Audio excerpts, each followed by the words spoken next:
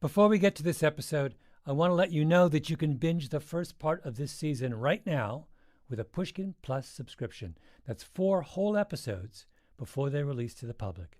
You'll be able to binge the rest of the season on August 1st with that same subscription. Sign up for Pushkin Plus on Apple Podcasts or by visiting pushkin.fm/plus. Now, on to the episode.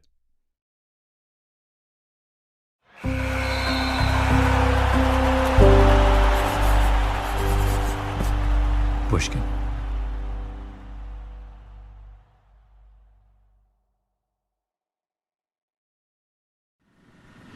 I think that Hitler is appreciably nearer shooting us, and therefore I think we're appreciably nearer replying. It's the beginning of the Second World War, just before the United States joins the fight. A journalist named Dorothy Thompson is speaking to a British television crew. She's standing behind a dark wood table, wearing a nipped-waist suit and blouse, one hand perched in her pocket. Perfect posture, shoulder-length hair with a strand of premature white. You can see her thinking while she's talking. We're very much interested in the Far East. We're interested in the Pacific and we're interested in the Atlantic. Thompson was a foreign correspondent in the 1920s. Vienna, Berlin, Dublin, Paris. This is the heyday of newspapers. Every paper of consequence across the Western world had someone in Europe, and they all knew each other, drank together, descended on war zones together. And Dorothy Thompson was the star. And as this war becomes more and more clear that this war is going to be a world war, we come nearer to being actively involved. Because these were different times, there was always discussion of Thompson's physical beauty, the flawless skin, her radiance. One of her nicknames was the Blue-Eyed Tornado. She was brilliant, indefatigable, unshakably self-assured. And that voice. But after all, the ideological basis of this war was very well set by Mr. Neville Chamberlain at the very beginning of it, when he said, if I remember correctly, if I should think that one man and one nation should wish to dominate the world, I should think he ought to be stopped. That's the way America feels about it, too. Remember that voice. Over the course of the next 8 episodes, you're going to hear the voices of a lot of people from that same era, the long years before the Second World War. Some more powerful than Dorothy Thompson, more self-important, more strident, but none who saw the world so clearly. Dorothy Thompson is our North Star. One of my strongest childhood memories was the 1976 Olympics in Montreal, my homeland's first Olympic Games. I was a kid. My family didn't have a television, but we rented one just for the occasion. 2 rabbit ears on top of a grainy black and white set. We put the TV in the fireplace because there was no other place for it. And I watched everything. The Romanian Nadia Comaneci bewitching the world in gymnastics. My running hero, John Walker, powering away around the final curve to win the men's 1,500 meters. I still get nervous thinking about that race. Lassie Varen's improbable double in the 5,000 meters and the 10,000 meters. Alberto Wantarina, Cornelia Ender, Don Quarry, and the women's 4x100 freestyle relay. Maybe the greatest swimming race ever.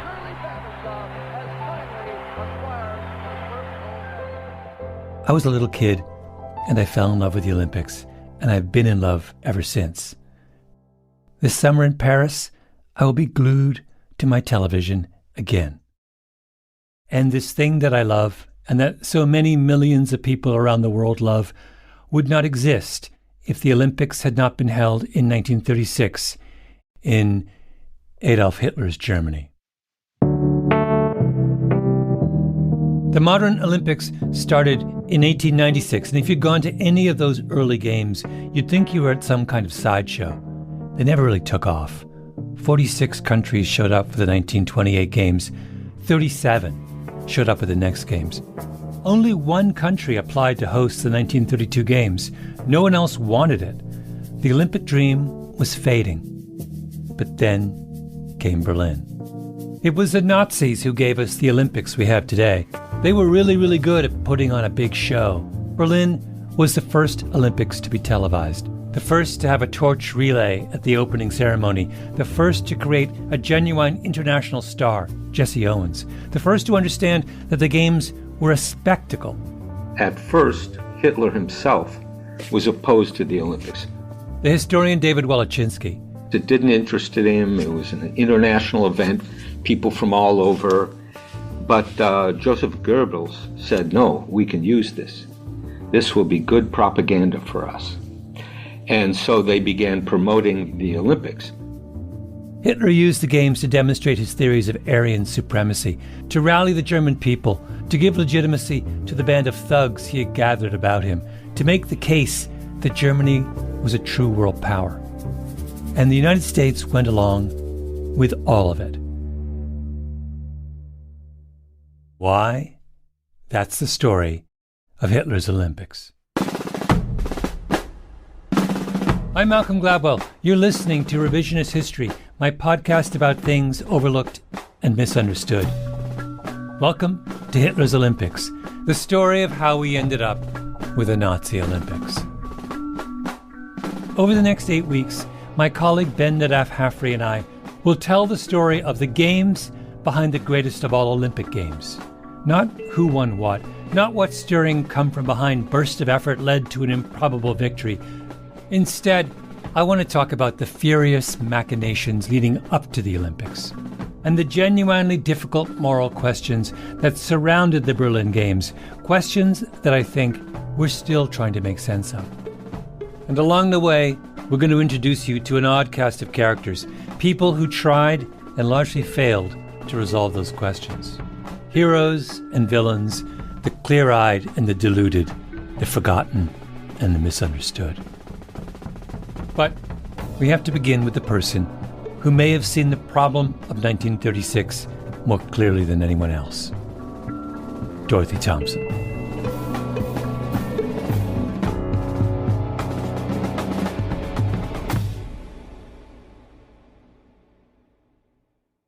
Thompson was born in Western New York in 1893, just outside of Buffalo.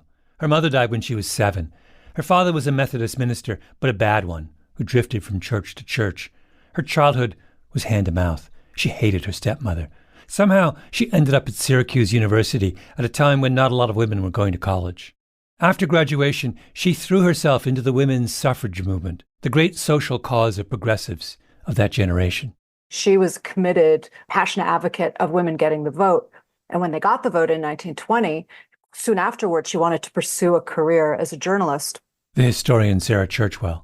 She sailed for Europe, didn't have anything lined up in advance. She just packed up her bags one day and left. Suddenly here she is exposed to this whole host of international and global projects and initiatives. She makes her mark right away, goes to Ireland, tracks down a leader of the Irish independence movement, and gets the last interview with him before he dies of a hunger strike. Next, she goes to Vienna, where she convinces the Philadelphia Public Ledger to hire her as a correspondent. Dorothy learns German, gets promoted to Berlin bureau chief. Then comes another step, and by the end of the 1930s, Thompson's column was read by 8 to 10 million people a day, at a time when the population of the United States was 130 million. She was a fixture on the radio, too, toured the country the way rock bands do today. During 1 week in 1937, she turned down 700 speaking requests. 700! She was so famous that Katharine Hepburn played her effectively in the first movie that Hepburn made with Spencer Tracy called Woman of the Year. Is basically the story of a Hollywood version of Dorothy Thompson. Dorothy Thompson became such a public figure that quips about her were part of the culture. She snips her nails with indignation. She's discovered the secret of perpetual emotion. And, most famously, this from Alice Roosevelt Longworth, Teddy Roosevelt's daughter, who said that Thompson is, quote, the only woman in history who has had her menopause in public and made it pay. A line, incidentally, that Dorothy Thompson found hilarious. This is my favorite Dorothy Thompson story. One night in 1926, she's coming back from the opera in Vienna when she hears there's been a coup in Poland. There's a night train to Warsaw, and the whole foreign correspondent crew is racing to get on it. Dorothy doesn't have time to get back to her apartment, so she has her secretary fetch her typewriter and a traveling bag. The bigger problem is she doesn't have any money for the journey, and the banks are closed. So who does she call? Remember, it's Vienna in 1926. Sigmund Freud, of course. He's a good friend. And by the way, everyone who was anyone was friends with Dorothy Thompson. So Freud pulls a stack of cash out of his safe and sends his driver to the train station. Dorothy jumps on the train. Big relief. She's made it. But no, they cross the border into Poland, and the train tracks are blown up. Dorothy jumps out, hails a big Daimler. The driver demands a king's ransom. So Dorothy jumps in a Ford. The second driver refuses to enter Warsaw when he hears the gunfire. Meanwhile, the driver of the first car, the Daimler, runs into heavy gunfire. His car is riddled with bullets. The other correspondents witness the attack, and they're inconsolable. Dorothy's dead. They wire her obituary back to Vienna. But Dorothy is not dead. She's left the Ford behind and is walking the final few miles into Warsaw, still in her ball gown and slippers. And, legend has it, swearing like a sailor. Dorothy had everyone's attention. And what was she talking and writing about over and over again in the 1930s? Adolf Hitler. Long before the world became obsessed with Hitler, Dorothy Thompson was obsessed with Hitler. So yeah, she always saw that Hitler was a thing, and that he was the one to watch, and that you needed to understand where that was going. She read a lot of history. She read a lot of politics. She interviewed everybody to try to get a sense of what it was that was going on. And so she got to the heart of it in a way that few, if any, of her contemporaries did. A journalist once calculated that by the spring of 1940, she had written a total of 238,000 words for her column in the Herald Tribune, and 147,000 of those were about Hitler. If I ever divorce Dorothy, her husband once said, I'll name Adolf Hitler as co-respondent. Hitler, Hitler, Hitler. She had to meet the man. Coming up, the first of what will be many meetings with Hitler over the course of this series.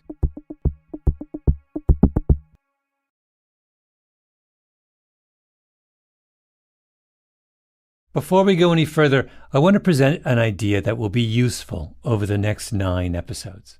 It's one of the most famous psychological theories of the 20th century, Leon Festinger's cognitive dissonance. We've talked about it before in the show. It's a psychological state of discomfort that occurs when a person holds 2 or more conflicting thoughts, beliefs, or behaviors. Chocolate cake is bad for me. I desperately want a piece of chocolate cake. That's cognitive dissonance. It's a contradiction between what I believe and how I behave. And Festinger believed that cognitive dissonance makes us so uncomfortable that we are compelled to resolve it. So you change your behavior to align with your belief. You say, I'm just not going to eat the cake, or I'm going to take just one bite, or I'm going to go to the gym afterwards. Or you change your beliefs to align with your behavior. You tell yourself, I read somewhere that chocolate cake, in fact, isn't that fattening. Or maybe you try and make the world change its mind so they can't judge you. You stand up and say, this looks like cake, but it's not actually cake. It's cocoa powder and sweetener and whipped low-calorie cream cheese. If you go online, you can find a ton of old black and white videos of psychologists working through the implications of Festinger's idea. Psychological story of decision-making doesn't end, however, when a decision has been made. That's Philip Zimbardo, one of the many psychologists inspired by Festinger's work. The act of making a decision can trigger a flood of other processes. According to psychologist Leon Festinger, whenever we choose to do something that conflicts with our prior beliefs, feelings, or values, a state of cognitive dissonance is created in us. A tension between what we think and what we do. The Berlin Olympics created cognitive dissonance on a grand geopolitical scale. The Olympics were an ideal, pure competition, unencumbered by politics, high-minded, an event created for cross-cultural understanding, young men and women in perfect physical condition coming together from around the world. The founder of the modern Olympic movement was Pierre de Coubertin, who would always say, the important thing in life is not the triumph, but the struggle. The essential thing is not to have conquered, but to have fought well. That was the belief. But in 1936, what was the action? To participate in the Berlin Games meant going to Germany, competing in a stadium built by Nazi architects, being fodder for Hitler's propaganda chief, Joseph Goebbels, and helping to legitimize a regime that had already started on the long anti-Semitic path that would end in the Holocaust. The Berlin Olympics were brutally dissonant, and in each of these episodes, Ben and I will follow how a different person resolved the contradiction, starting with someone who pretty much said, if there's a problem with the cake, then don't eat the cake. Dorothy Thompson. As early as 1923, Dorothy Thompson had her sights set on an interview with Hitler. This was a decade before he'd come to power, early days in Munich, after the so-called beer hall putsch, when the young Hitler tried to launch a coup against the German government. When that failed, he escaped to a hideaway in the Bavarian Alps. Thompson followed him there, arriving only 2 hours after Hitler did, but he'd already moved on. For the next 7 years, she pursued him, to no avail. But then Hitler's party started gaining traction. His movement grew. He set up office in the Kaiserhof Hotel in Berlin, right across the street from the Reich Chancellery, the seat of power in Germany. All the top Nazis hung out at the Kaiserhof, with its grand awning, wrought iron balconies. They ate in the 3-story dining room under its great glass ceiling. It was luxurious. It felt like power. Hitler could look out his window at the Reich Chancellery and dream. Hitler had a press officer named Ernst Hamstengel. Everyone called him Pussy, which meant little fellow, though it translates literally as cute. Pussy was half German, half American. His mother was a Sedgwick, one of the grand old New England families. He grew up in Germany but went to Harvard, where he was classmates with T.S. Eliot and with Theodore Roosevelt's son. One day, Pussy ran into Hitler in a bar in Munich, holding the crowd spellbound, and he fell in love. Pussy was a great musician, and whenever Hitler got a little lonesome, he would have Pussy bang out some Wagner on the piano or some other little ditty that he'd written.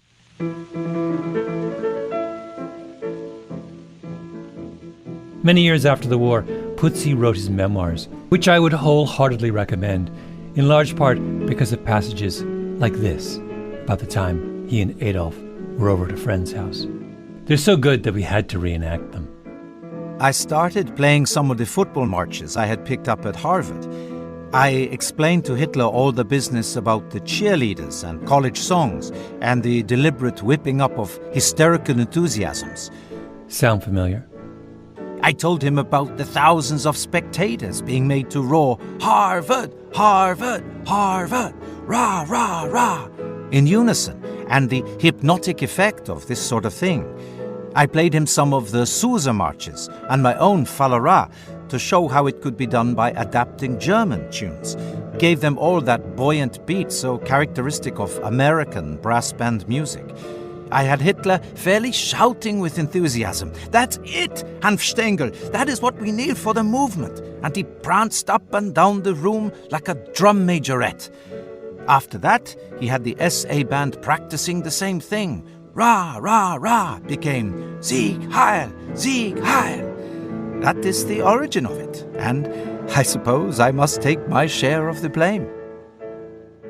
Pussy ends the war as an advisor to Franklin Roosevelt, making him the only person to serve the leadership of both sides of the Second World War, but I digress. So, Pussy convinces Hitler that he needs to have more of an international profile, so he starts inviting people to come and meet Herr Hitler at the Kaiserhof. The New York Times, an Italian journalist, a Japanese journalist, a legendary foreign correspondent with the memorable name Hubert Renfrew Knickerbocker, and, finally, Dorothy Thompson. Is she prepared for the interview? Of course. She's Dorothy Thompson. When he was in prison in 1924, years before the Kaiserhof, Hitler had written his manifesto, Mein Kampf. It was a bestseller in Germany, and trust me, Dorothy Thompson had read Mein Kampf in the German, all 700 nutty pages of it, including passages like, "With satanic joy in his face, the black-haired Jewish youth lurks in wait for the unsuspecting girl whom he defiles with his blood, thus stealing her from her people." There's a lot of stuff like this in Mein Kampf. It was and it is Jews who bring the Negroes into the Rhineland, always with the same secret thought and clear aim of ruining the hated white race by the necessarily resulting bastardization, throwing it down from its cultural and political height, and himself rising to be its master. Dorothy Thompson knows just who she's going to meet when she walks into the Kaiserhof. She walks through the marble lobby, waits in Putzi's office. She would say later that there was a lot of fussiness over the final preparations for the interview. She was limited to 3 questions, which she had to submit 24 hours in advance. Hitler did not like thinking on his feet. Before the interview, she spots Hitler going to his rooms, accompanied by someone who she says looks like Al Capone. She waits for an hour. Finally, she's ushered in. She would say later, "I was a little nervous. I considered taking smelling salts." Understand, that's a joke. Dorothy Thompson wasn't afraid of anyone. This was the woman who marched into Warsaw wearing her ballroom slippers. We don't have a recording of the interview, but I want you to imagine it. Her voice, her presence, those piercing blue eyes. Hitler's never met her before. And Hitler, to put it nicely, did not exactly have relationships of any real meaning with women, unless you count photo opportunities with little German girls. So maybe he's the nervous one, because he just starts babbling. Thompson would later write up the interview in an essay called I Saw Hitler. He is formless, almost faceless, a man whose countenance is a caricature, a man whose framework seems cartilaginous, without bones. He is inconsequent and voluble, ill-poised, insecure. He is the very prototype of the little man. Ouch! A lock of lank hair falls over an insignificant and slightly retreating forehead. The back head is shallow. The face is broad in the cheekbones. The nose is large, but badly shaped and without character. His movements are awkward, almost undignified, and most unmartial. There is in his face no trace of any inner conflict or self-discipline. I mean, how good, how true, how vicious is this? And then she backhands him. And yet, he is not without a certain charm. But it is the soft, almost feminine charm of the Austrian. The eyes alone are notable, dark gray and hyperthyroid. They have the peculiar shine which often distinguishes geniuses, alcoholics, and hysterics. When Hitler becomes Chancellor of Germany a year later, one of the first things he does is kick Dorothy Thompson out of the country because he's been humiliated by a woman. I think the thing that really sticks in his craw is the line that follows that little bit about geniuses, alcoholics, and hysterics. There is something irritatingly refined about him. I bet he crooks his little finger when he drinks a cup of tea.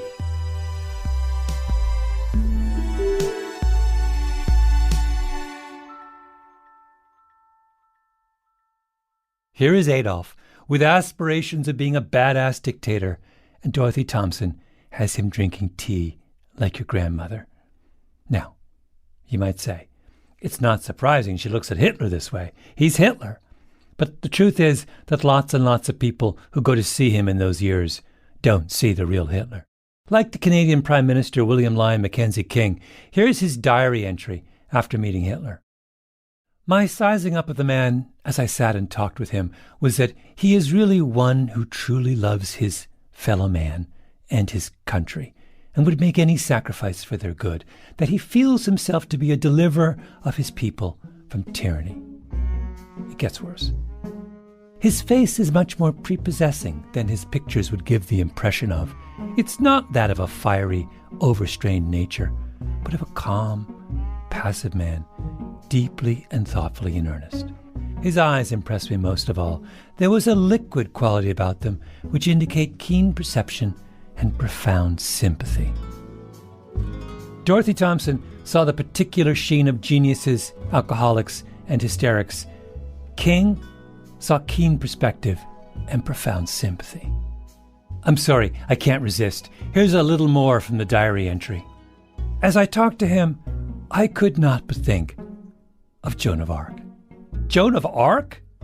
I would point out that Mackenzie King was the longest-serving Prime Minister in Canadian history. He did as much to shape 20th century Canada as anyone. He's not some naive. But he sits down next to Hitler for an hour and a half and totally loses his marbles. He is particularly strong on beauty, loves flowers, and will spend more of the money of the state on gardens and flowers than on most other things. It was really, really easy to be seduced by Adolf Hitler. The German people were seduced by Adolf Hitler. Even Neville Chamberlain, the British Prime Minister, would be seduced by him.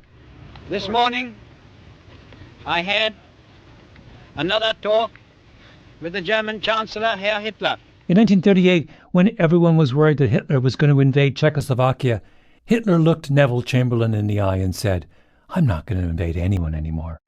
And Chamberlain, a politician of more than 20 years at that point, believed him. We regard the agreement signed last night and the Anglo-German naval agreement as symbolic of the desire of our two peoples never to go to war with one another again. But who isn't seduced by Hitler? Dorothy Thompson. I mean, look, let's just not underestimate just how smart she was. Sarah Churchwell again. But her intelligence was emotional intelligence as well. And I think she saw earlier than anybody else I've read, she understood that Hitler was an emotional movement. She was very alert to when she was being emotionally manipulated. We may want to trace that back to her childhood, being raised by, as you said, a kind of ineffective preacher, a bad preacher.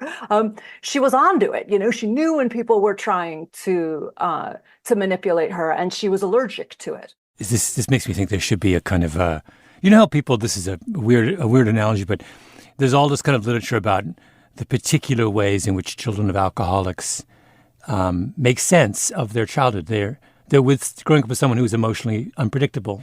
I think there's a parallel thing with preachers' kids. You grow up with someone whose job it is on a weekly basis to reach out and connect to an intimate group of people, and you're sitting in the church observing that every Sunday it's a really interesting education for a child to see your father up there. Right? It's like the Wizard of Oz, right? You constantly see the man behind the curtain. And so, I think that you are, you're onto them. She writes in I Saw Hitler that she could see that it was starting to become a religion, that he functioned like a religious leader. Now, if you are Mackenzie King, and you go and see Hitler and see a man who just wants to plant lots of flowers, then of course you're going to send a team of athletes to the Nazi Olympics. You change your beliefs to make them consistent with your actions. You stand up and say, "This looks like cake. It's not actually cake. It's cocoa powder and sweetener and whipped low-calorie cream cheese." But if you're honest with yourself, you can't do that. If you're Dorothy Thompson, you say, there's a conflict here between the kind of things the Olympics stood for and what the Nazi Party stood for. And for her, the correct path to resolving that conflict is to change our behavior. When she writes up her interview with Hitler, Thompson has a crucial paragraph at the end. And so she says, take the Jews out of his program and it collapses. She says it's based entirely on hatred of the Jewish people. And she says, and the argument is simple, and she sees straight to the heart of it, which is the Jews are responsible for everything. She read that passage in Mein Kampf about black-haired Jewish youth raping German girls, and she doesn't explain it away or ignore it or create some elaborate rationalization about how he doesn't really believe that anymore, that he was young and those were different times, blah, blah, blah. No, Dorothy Thompson says that Mein Kampf is exactly what Hitler stands for.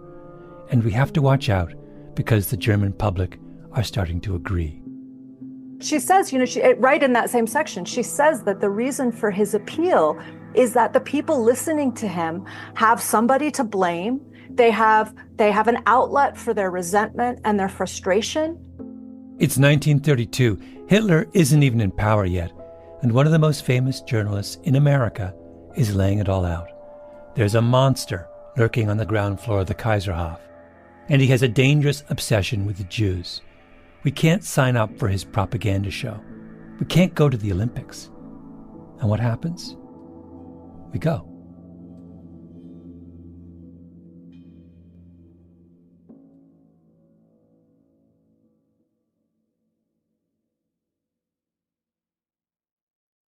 I'd never heard of Dorothy Thompson before we started this project, but midway through, like everyone else, I fell in love with her. And I think my favorite of the many things she wrote is an article in Harper's Magazine in 1941, a few months before Pearl Harbor. It begins. It is an interesting and somewhat macabre parlor game to play at a large gathering of one's acquaintances, to speculate who in a showdown would go Nazi. Going Nazi, of course, is the easiest way to resolve the cognitive dissonance of the Berlin Games. I have come to know the types, the born Nazis, the Nazis whom democracy itself has created, the certain-to-be fellow travelers. And so, she lays out the types. Here's her Mr. B, a man of his own class, graduate of the same preparatory school and university, rich, a sportsman, owner of a famous racing stable, vice president of a bank, married to a well-known society belle. He is a good fellow and extremely popular. But if America were going Nazi, he would certainly join up, and early. Why? Mr. B has risen beyond his real abilities by virtue of health, good looks, and being a good mixer. He married for money, and he has done lots of other things for money. His code is not his own. It is that of his class. No worse, no better. He fits easily into whatever pattern is successful. That is his sole measure of value. Success. Nazism as a minority movement would not attract him. As a movement likely to attain power, it would. We're going to meet a real Mr. B and another Thompson type, too, a Mr. C, who she describes like this. Mr. C is not a born Nazi. He is the product of a democracy hypocritically preaching social equality and practicing a carelessly brutal snobbery. He is a sensitive, gifted man who has been humiliated into nihilism. He would laugh to see heads roll. We're going to meet the perfect Mr. C as well. A lot of people in that brief window before the Olympics and before the war that would engulf the world went Nazi. How did that happen? That's the real story of the games behind the games. Welcome to Hitler's Olympics.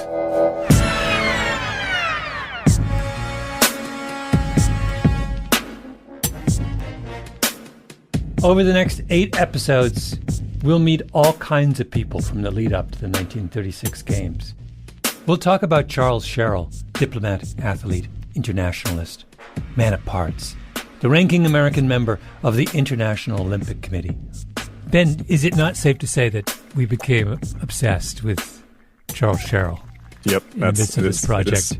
Man, we are, I believe, the only 2 people in the history of mankind to maintain a Charles Sherrill text chain. Certainly technologically and circumstantially, that's got to be true.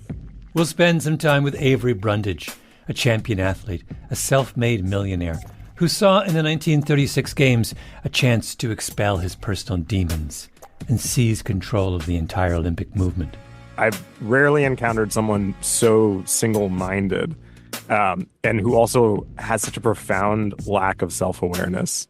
Then there's Jesse Owens, winner of 4 gold medals, the African-American star of the 1936 Games. That was the beginning to the end of a very long dream. I'm sure you've heard of Jesse Owens, but we're going to tell you a story about Owens that you haven't heard. And then the strange tale of a very proper German law student named Heinrich Krieger, who embarked on an epic fact-finding mission to Arkansas. This is almost a comic notion that someone's coming from the cradle of European civilization to Fayetteville in the early 1930s. I mean, it's like... I don't know how he ended up there. I truly don't. Billy Garland, a real estate tycoon with a grand vision. Lots of counts and barons and assorted European aristocrats who, in the 1930s, used the Olympic movement to cling to their past glory, the way a toddler clings to a teddy bear. Not to mention side trips to a small town in Alabama, a lesson from a legendary triple jumper, and a seminar on a crucial but all but forgotten Supreme Court case called Giles v. Harris. But in the next episode, we start with a man who claims, among other things, to have invented the crouching start. Charles Hitchcock Sherrill, our Mr. B. I have led the happiest life of anybody you ever met in your life.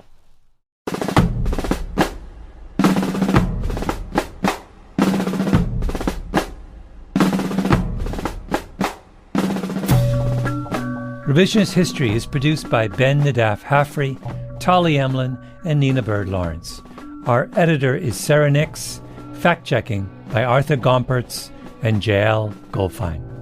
Original scoring by Luis Guerra, mastering by Flawn Williams, Sarah Bruguer, and Jake Gorski. Engineering by Nina Bird Lawrence. Our executive producer is Jacob Smith. Special thanks to Karen Shakurji. Special thanks to Rufus Wright for reading us our Putzi in this episode. And a big thank you to Jacob Goldstein for introducing us to Dorothy Thompson. I'm Malcolm Gladwell.